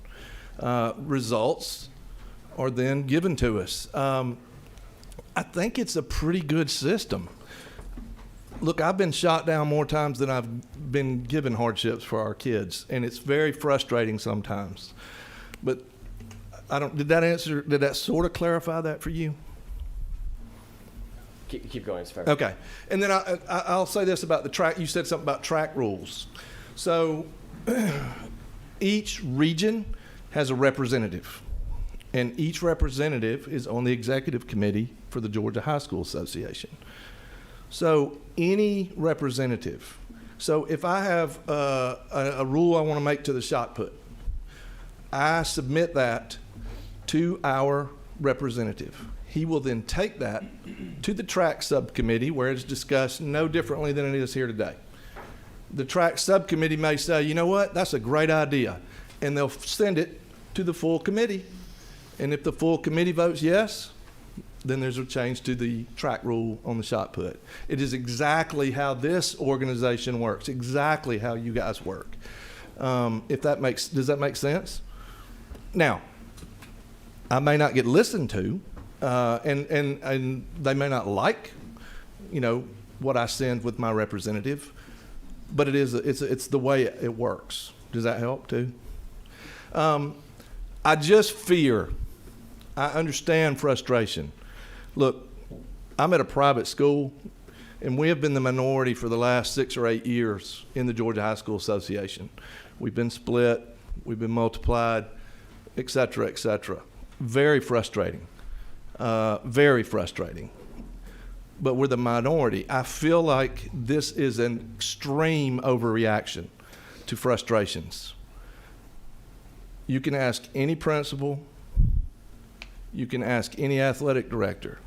Parents get really intense when it comes to their kids and athletics. And there's never going to be a completely fair system. Never. You know, I do think that we should make the regions bigger, like Dr. Hines was saying earlier. We got to keep in mind when you do that, you're going to have more schools, bigger schools, more disparity in numbers when you do that, which is going to create more unfairness, so to speak. I respect the fact clearly that people are frustrated, clearly, but I consider this an extreme overreach. Do you want to run high school athletics in the state of Georgia? I don't think you do. I really don't. And I'll reiterate, I do not agree with everything that happens there, but I do agree 100% with the process and how things happen. It is very similar to how this state of Georgia is run, very similar. And I am strongly in opposition to that. Senator Jackson. Thank you, Mr. Chairman. Thank you for being here, sir. Can you explain us a little bit more how the appeal process works in the high school association? When you denied, don't you give a clear decision why you were denied? And don't they back it up with history and a pattern? And aren't all the decisions consistent? The answer to your question is yes. Look, I'm gonna be honest with you. When I present a hardship, I would say 80% of the time I know what the decision is going to be before I go in there. It's just because I've learned and I study the rules of what is acceptable and not acceptable. And yes, you are given a reason. I will give Dr. Hines credit. If he denies somebody, he normally follows it with a phone call and says, look, I'm denying this and here's why. Now, I will say that I have lost student athletes to another school and they have been given eligibility, and I have not been able to be given the reason they were given eligibility for their hardship. Do I like that? No. But sometimes there are privacy things that they're bound to. Did that answer your question? Yes, sir. Thank you. All right, thank you, sir. Thank you. You have no further questions? All right, Sir Moles, would you like to close, or we have? I have a question. Yes, sir. Just to follow up with, I was texting the chairman a little while ago. So, is this an appropriate place to discuss it? Maybe an amendment, or is it? Yes, this would be appropriate. And the author did say he was subject to. Yeah, I'm open. So I hear a lot of the debate on this issue throughout the state, and I hear Senator Sims from down in South Georgia, and I understand when she hears the same concerns as people in North Georgia and whatever, there's a problem. We know there's a problem. Apparently there's frustrations. Even my high school principals that I'm communicating with and superintendents, they're like, well, they may not support this bill the way it's written, but they know there's issues in the association. So I don't know what your end game is to get it resolved, but if we're going to pass this bill, then I think we ought to at least look at a couple things that I see as a real problem. Section, I guess it's back on the back page of section 1, line 46 through 49, talking about actual reimbursement for travel expenses. So I'm assuming that this would mean that if a school travels more than 25 miles to a football game on a Friday night, then the GHSA would have to reimburse that school for that travel. The problem I have with this, and I'll give you some examples, and all of us probably have different examples. If you know the geography of North Georgia, which you do, Lumpkin County and Fannin County are contiguous counties. But because of the mountain terrain in the U.S. National Forest, it's an actual 55 to 60 mile drive from one school to the next, and the two counties are contiguous. So I think that number 25 miles is probably really low. The other issue I can see is some of your richer schools that come out of Atlanta to North Georgia come in Prevost executive motor coaches. So should the Georgia High School Association have to pay for that travel versus our kids ride in yellow school buses to their games. So we're not a rich county, but I don't want to pay for the rich counties from the metro Atlanta area to drive to the mountains for a ball game either. So those are kinds of concerns that I would have. The other question is, should this be for postseason games, not the entire season? So should the reimbursement apply only during the regular season games versus if, like this Friday, Lumpkin County high school girls are playing in state playoffs. They're going to the championship game in Macon, much farther than 25 miles. So I think in that situation, Lumpkin County should pay for their own travel. So those are just some thoughts on that part of it. Because all they're going to do, if we actually have to reimburse all these counties, then they're just going to jack the fees up at the gates. Consumers are going to pay for this at the end of the day. So that's just one concern. You have a suggestion? Well, I would raise that number 25 miles to at least, you know, a number that's more reasonable, 60, 70 miles maybe. I'm not suggesting we do it to try to hurt your bill, but No. Look, I just threw that number out there. And I would also say it should be for regularly scheduled games and not postseason I'm tryouts. good for 75 miles if that's what because it needs to be extreme anyway. Does everybody else understand? On line 49, I would amend it to strike 25 and insert the number 75. And we may need legislative counsel to wordsmith this, but I would only this should pertain to regularly scheduled games, not postseason games. I'm good with that. Yes, sir. And also, this bill does more than what we've talked. It says that any athletic association has to have an oversight committee. And they've kind of ignored ours. I mean, just like Senator Dolasall said, since he's been here, it's been that way. And I've been here a little longer, and it's been that way ever since I've been here, too. So they have ignored us. Counselor, did you get that appropriately? Yes, Mr. Chairman, I think I will have a suggestion. Typically, you would consider an amendment after there's been a motion to do pass, so I give some time to start drafting it then. I can suggest what it might be now, or I can wait until you're kind of procedurally set up for that. Well, he was prepared to make a motion. That motion to do pass is. Well, you got his. Jason was making a motion.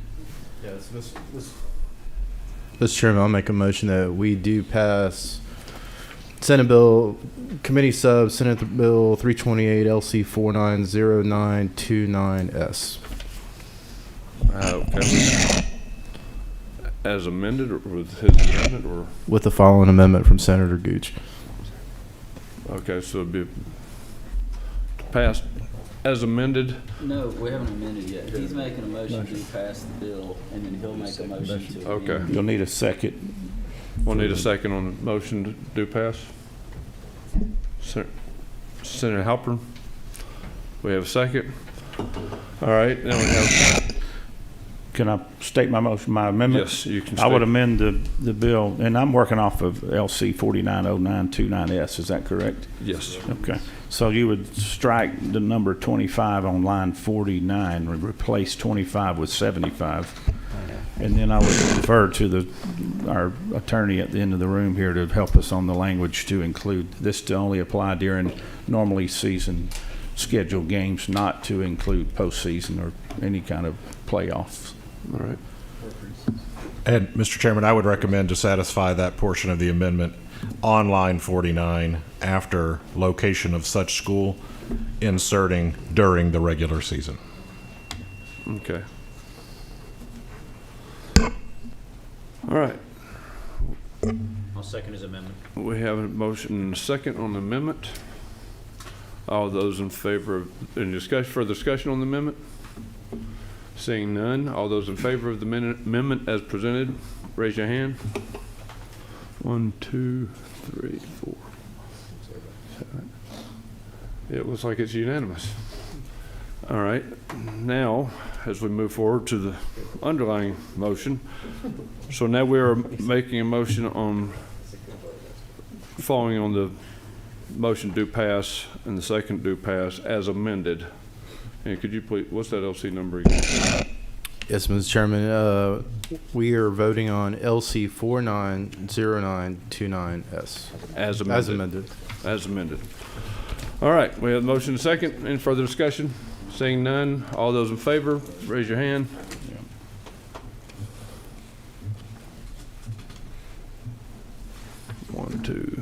3, 4, 5, 6, 7, 8. All those opposed? 1, 2, 3. And your motion passes, your bill passes, and Thank you, Mr. now we go to Chairman, and rules. I'm sorry to take so much time in your morning today, too, but I appreciate it. All right, thank you, sir. All right, next we have, I'm going to call upon Senator Tippins. You have a couple of bills. I'll just let you, if you'd like to present them from where you are. We'll start with Senate Bill.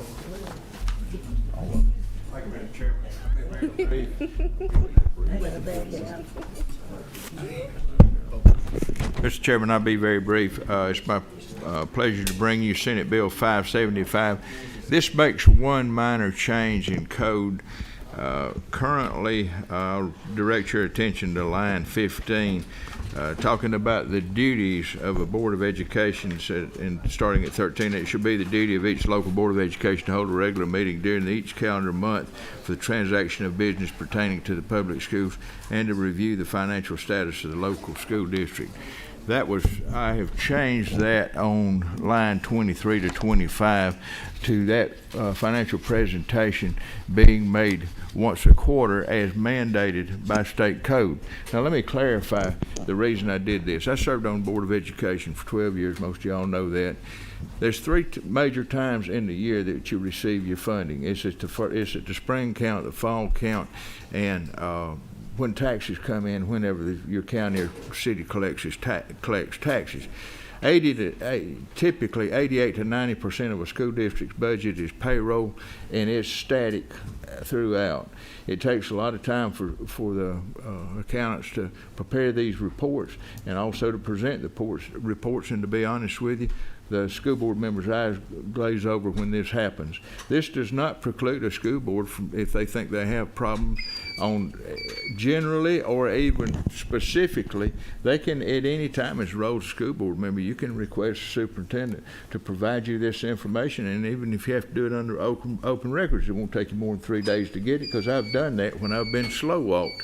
So bottom line, this removes an unnecessary regulation of the state. Quarterly is more than sufficient, and again, if a local school board wants to do it, they can ask for this information at any interval they so choose. Weekly if they want to. They're not precluded by law of doing that. This is just a code saying that they shall do it, and I think it really does save the districts and the school boards a lot of time. And that's the purpose behind the motion. I'd urge your approval of it. I think it makes sense. And is time money? Pardon? And is time the same as money? In the contracting business, it is. This is one of the few things you'll vote on that's going to save somebody some money. Sarah Sims. Thank you, Mr. Chairman. A few years ago, I introduced a bill and passed the bill that dealt with school boards, local school boards, and connecting with, I guess, the public. Because in my district, I had concerns about some schools that seemed to have been running amok without any kind of control. So I asked that we give monthly reports. And I've spoken with the gentleman from Cobb County. I think is he in the audience today? I don't know.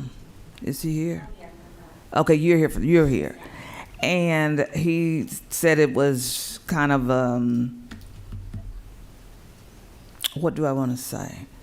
It caused a lot of issues. So, and time to prepare the report. So, is it that we don't use the technology to do it? What's so difficult about it? I mean, I do understand if it's but you are the only district out of 180 that's complained about it. So the issue is if you're going, please. I'm sorry. Is that okay? Yes, please come to the table so you can be on the record.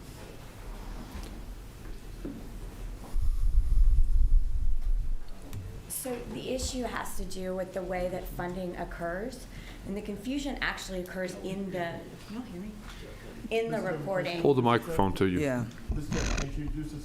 I'm sorry. I'm Gretchen Malton. I'm the Compliance and Legislative Affairs Officer for Cobb, and I've been with Cobb for 22 years. So what happens, what happened with the change, we've always done quarterly reports for the board. Because of the way funding hits, we're a 50-50 basically district funding-wise, local and state. And most of our funding populates when we get property tax revenue. And so as Senator Tippins was saying, we typically pay, on a 1/12 calendar. So each month we have the expenditures 1/12 of our budget, but then the money hits only, once or twice a year, also from the state. And then you add like Title I funds, which back populate. You may remember this from running a school. And you get those in October, but we get reimbursed for those funds. I mean, it's very, very complicated. So what we found was happening is our CFO already does an excellent job explaining to the board in these quarterly reports, here's why things are in the red, right? We don't run in the red as an annual budget. But when you look quarterly, we are persistently in the red on some things because we haven't actually had the money. And so with doing the monthly reports, he's having to explain it every single month, and it's not actually telling for the fiscal soundness of the district, because it's a real budget. Like you're having to spend the money before you actually have it. Does that make sense? I don't know if I'm explaining it well, because again, it's confusing, and each fund is on a different time frame. So another example would be like our school lunches. So we don't get any income for that in July, but again, we're paying everything through an annual budget. So it's the way the money comes in and goes out that is causing the So confusion. what would be the difference between a monthly statement versus a quarterly statement?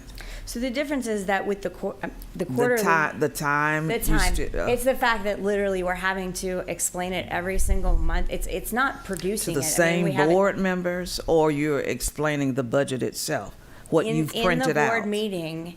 So we don't want to present a budget report that makes it look like we're not fiscally sound, which we are and have been, historically. So every single time our CFO is explaining to our board, and our public, right? They're streamed just like these meetings. So we want people to understand, this is why this looks this way. Yes, the numbers look like we're don't have as much money as we're spending. The money comes in, and he doesn't even go through every single budget because they do come in at so many different times. But it's just caused, we appreciate what you were doing, trying to get people to share more. But for us, it has caused a great deal of confusion, particularly as a 50-50 district where half of our funding is local. So is your funding different from any other school district in the state?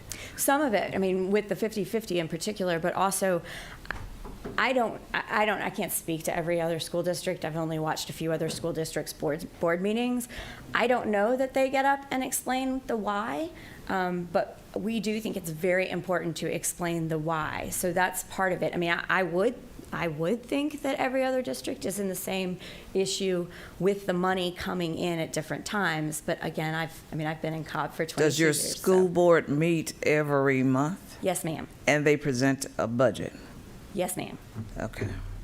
So prior to the bill, I think it was SB 68. So prior to the bill, we did the quarterly reports. And our request, as Senator Tippins was saying, any school board can ask for the report monthly. We are asking for the permission because we are complying with the law, and we have gone from quarterly to monthly. It has created confusion, and we are just asking for the ability to go back to quarterly. It's a small change that we were requesting. Thank you. Yes, ma'am. Senator Bratton, recognized. Thank you, Mr. Chairman. I think that my mic's on. Oh, there you go. If it would be appropriate, I'd like to make a motion. Is there any other comments from the committee? All right, Senator Brass, you're recognized to make a motion. Mr. Chairman, I make a motion to pass Senate Bill 575, LC 490906. There's a motion on the floor, LC 490906. Is there a second? Second. Second by Senator Gooch. All those in favor, please signify by raising your right hand. Well, I can't vote. 1, 2, 3, 4. 4 yeses, and those opposed? 3 noes. Bill passes. Four. Okay. You break the tie. So 4 yeses, 4 noes, and I'll vote in the affirmative. Thank you. Bill passes. Bill passes. Chairman, we're all about to leave to go to Reg Industries. Do what? We've got to go to Reg Industries, Butch, myself, and Brass. Can you pull his bills up first? Yes. All right. Senator Miller, you'll be next.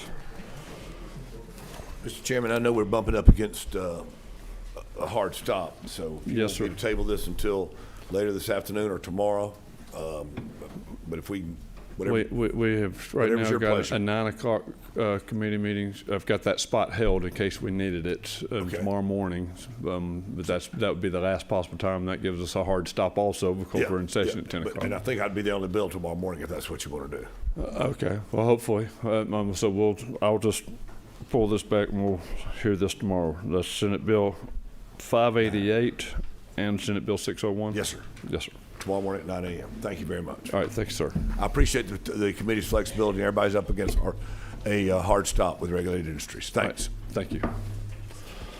Senator, so next we'll move to Senate Bill 545, Senate Halpern.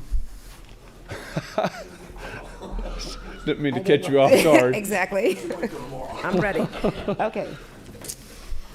So this is, thank you, Mr. Chairman, committee. This is a short little bill, but has the potential to save thousands of lives and empower our students.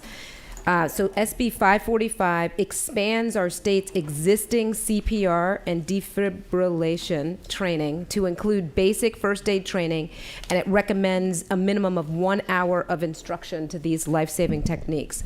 So there was a time when the Boy Scouts and the Girl Scouts of America were filling the gap for some of that education.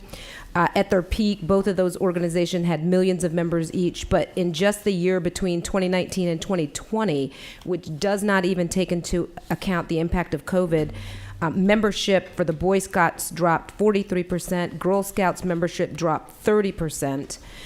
And we also know at the same time that we've had a shortage of EMTs and paramedics, which even predates COVID.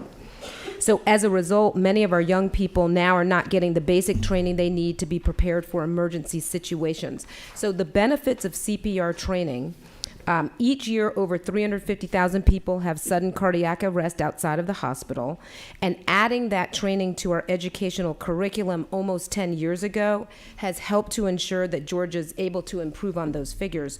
First aid training would prepare us to save even more lives. For example, the American Red Cross has a program ready now specifically designed for high schoolers, first aid for severe trauma or FAST training, which equips young people to save lives, keep people safe in emergency situations, communicate emergencies, and stop severe bleeding. The National Federation of State High School Associations has also prepared a course on first aid training, preparing students to rapidly respond to a variety of crises, including environmental emergencies, soft tissue injuries, and sports injuries. If we begin training our students now, we will have a state full of people who are prepared to act when someone is injured or their life is at risk. So the tools are already there. Now we just have to get them to our students. All right, thank you, Senator. We had no one signed up to speak to that bill. I did have one question. Would this be as a mandatory course, or I mean, if the child wished to opt out, would they have that availability? So right now, the CPR is required, and that's not something that I would want to change. Really, all I'm trying to add is an hour of basic first aid training to that. And maybe given the will of the committee, I mean, I think it would be great to have it required. I did pass the legislation in front of the Department of Education just to talk with them a bit about it. That is the reason why you see 9th or 10th grade in this, because that is when kids are taking those health, kind of across every kind of different school system, would ordinarily be taking health or physical health education. So CPR is already required. I would not want to change that. Okay, thank you. Yeah. Senator Jackson? Mr. Chairman, at the appropriate time, I'd like to make a motion do pass on Senate Bill 545, LC 490877. And I will take that motion, and we have a second from Senator Brass. Any further discussion? All those in favor, raise your hand. Oh, it passes. Sorry, you did too. Now I'm doing it. It passes unanimously. Your bill will move on. Thank you. Thank you so much. All right, now I'm going to move back to Senator Tippins. You had another bill that I was going to come in and let you go and present. Just to keep, since you were already presenting. Okay, I'd like to bring Senate Bill 498. I'm sorry. Second sheet of your... Senate Bill 498, and this is LC 490924S as a substitute, correct? That's correct. You can go ahead and present your bill. Okay. This is a bill that's very much needed. I want to give you a little history of accreditation as we know it. SACS was created, Southern Association of Colleges and Schools was founded in 1895, and it was created for colleges only to evaluate the quality of education provided by the individual colleges. It was expanded to high school, the quality of education for those entering our colleges.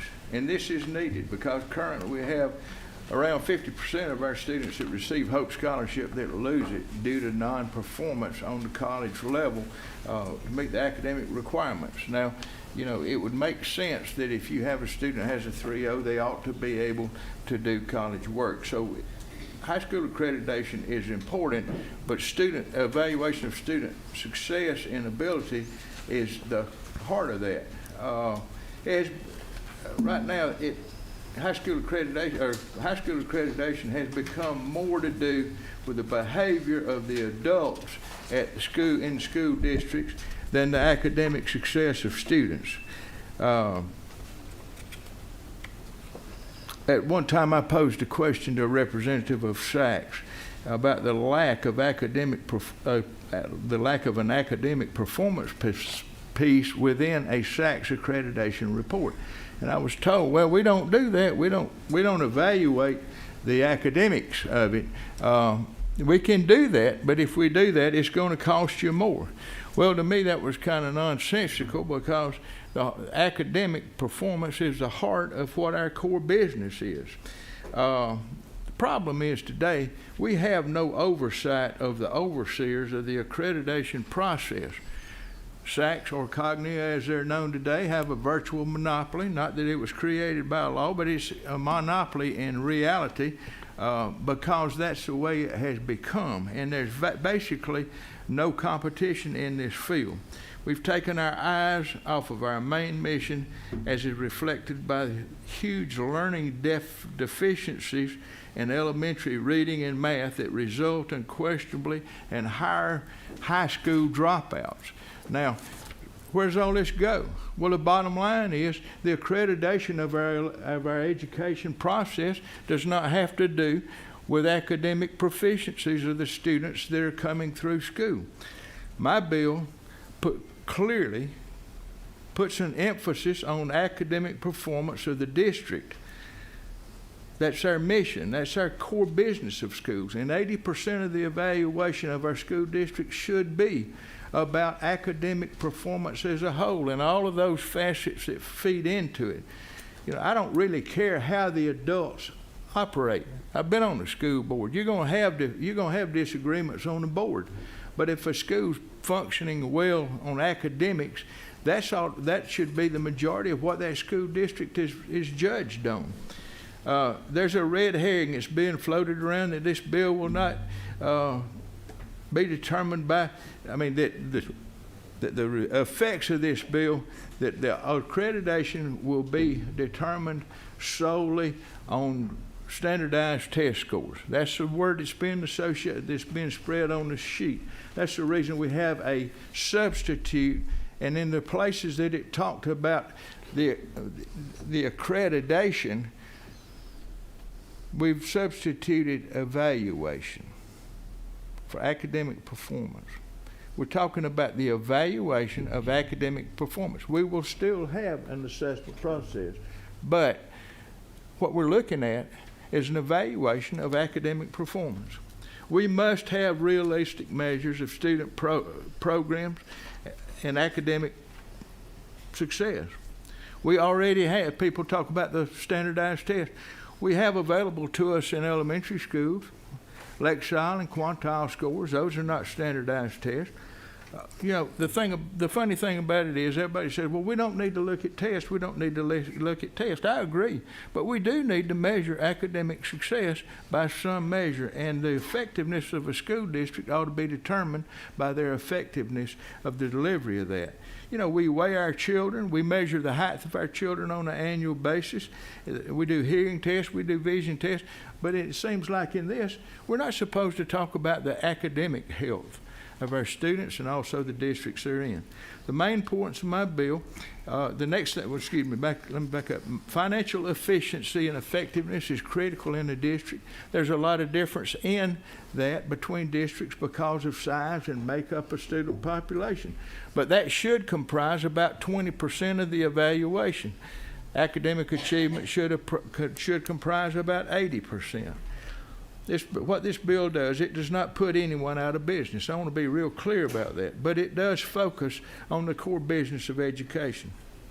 In this bill, the state DOE shall specify the components of the evaluation that shall be used to ascertain academic efficiencies. It should not be determined by the legislature. Accreditation by the third party shall be done of high schools shall be done by third-party evaluators. The state DOE shall perform evaluations of elementary and middle schools for information that's currently collected and available. We have this data. All we have to do is analyze it, and we can make a determination in terms of if a school district's doing what they should be doing. We want to focus on the quality of school learning. All right. Another factor in the bill is all requests or complaints leading to a special investigation shall be subject to open records request, excepting those that would qualify as a whistleblower complaint. School districts cannot even get the information in the complaints about in which they're being accused of wrongdoing. It's not even made available to them. No organization, another point is, no organization serving as an accreditation agency shall be permitted to provide remediation for any deficiencies referenced in the accreditation evaluation. This is huge. We have a problem right now. The people doing the accreditation provide the remediation to make a determination when you can be accredited and whether you're proficient. There needs to be an absolute arm's length agreement. These agencies nor any of their employees need to have any contractual or any type relationship with the people doing the remediation. That's what the crux of the bill is. This bill is not about putting someone out of business, but this bill is about refocusing on the greatest need that we have, and that's getting our eye back on the ball of student performance. And this is what districts ought to be about. And I ask you to pass this because it's good for students all over the state. We need to, I don't care, people talk about behavior of school board members. They're elected officials that the public has put them in place. There's no way to make them get along. But what matters is the district, by functioning in a way that delivers and meets the objectives and the needs of each individual student, and that's student achievement. Because the school boards can fight all they want to. If we have good teachers and good principals, we're going to have a good school district. I know the hour's short. I'll hush.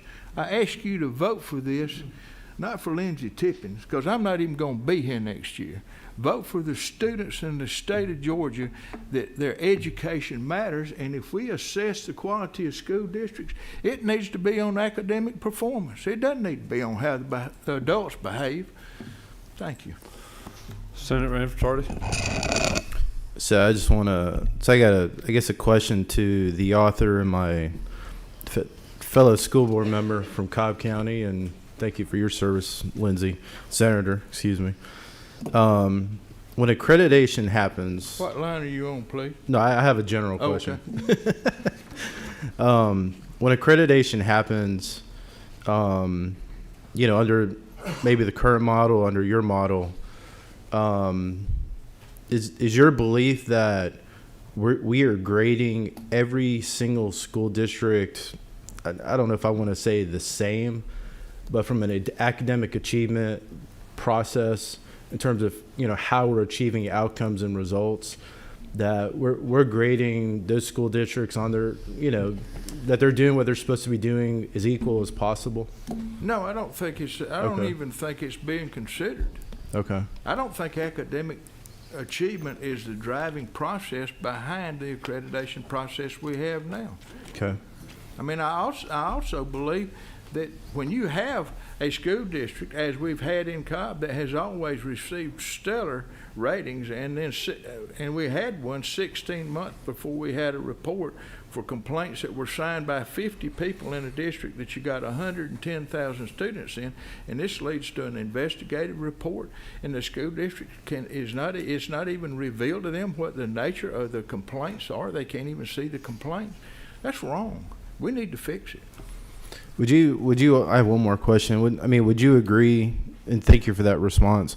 Would you agree that beyond academic achievement and pupil success and the dynamics I think you're describing, that school districts and school boards should not venture into the realm of other business besides what is in the classroom?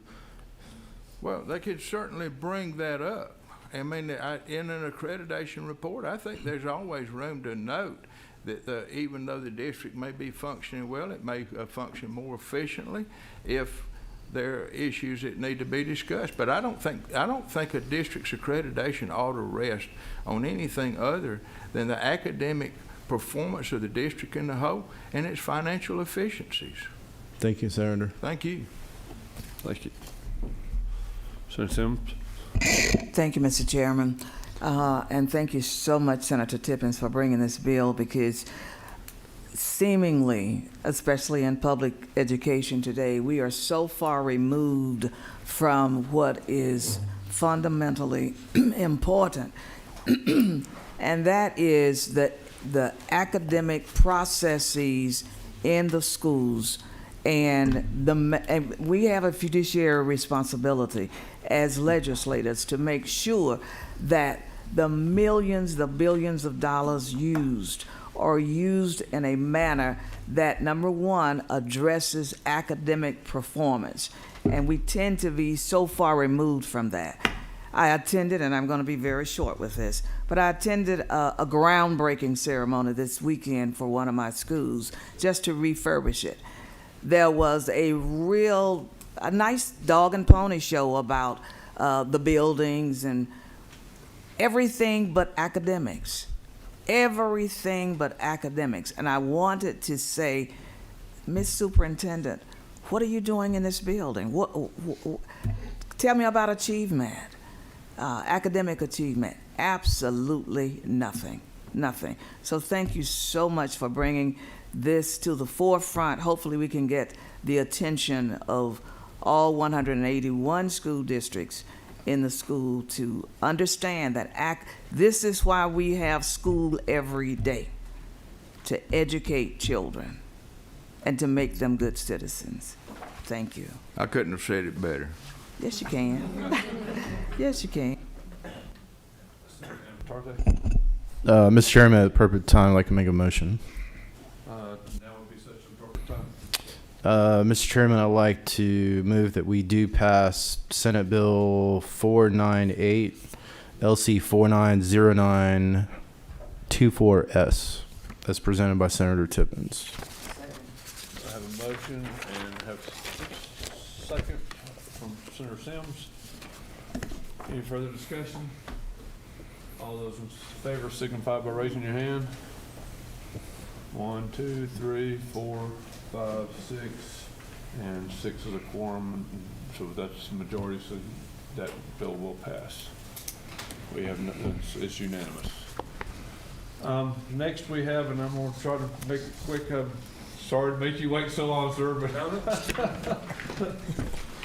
but if you could come forward, Senator Ramon, and put Senate Bill 603. Thank you, appreciate it. Thank you, Mr. Chairman, for hearing my bills. And before I present my bill, I would like to thank Senator from 37 for your excellent work for the Education Committee since I've been here. So thank you again.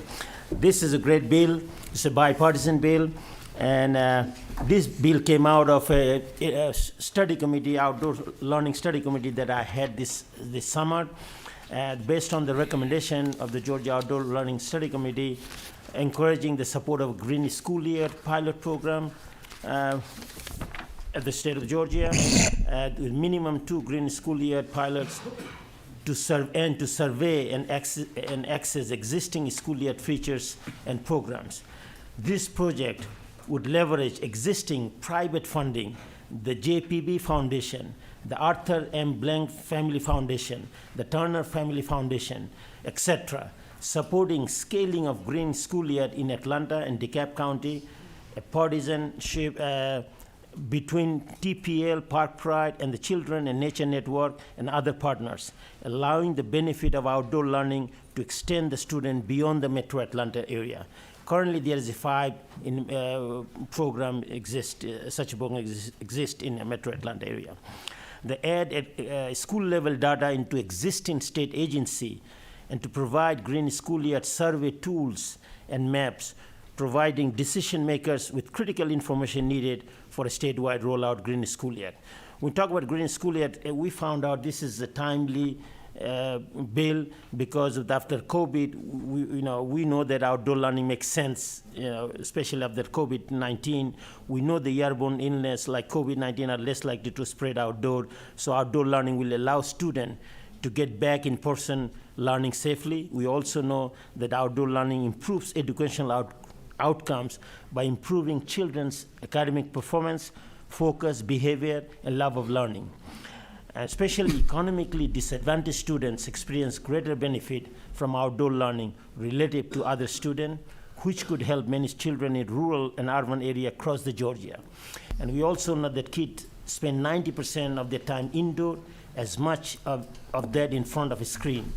Screen time has gone up for most of the kids during this pandemic.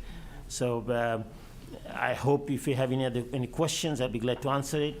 And I hope committee considered, favorably. Thanks, sir. My bill. Thank you. Senator Envertarte.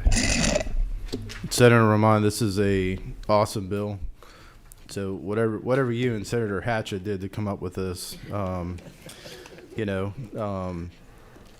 maybe we ought to amend it. Maybe we do some of these committee meetings outside. But I think this is a great bill. So thank you for bringing it to the committee. And Mr. Chairman, appropriate time, make a motion. Now is such appropriate time. Mr. Chairman, make a motion that we do pass Senate Bill 603 LC 510101. I have a motion to pass LC 510101. Do I have a second? Madam Chairman, this will be the second.